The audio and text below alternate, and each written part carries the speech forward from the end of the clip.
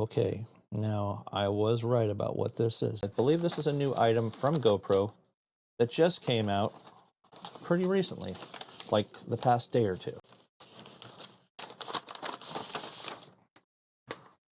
All right, nice big white box.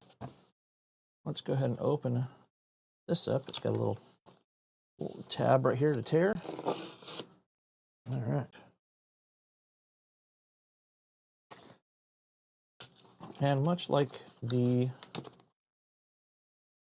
kit from GoPro for the 13 Black, it comes in a nice big old case like this. Now let's unzip it.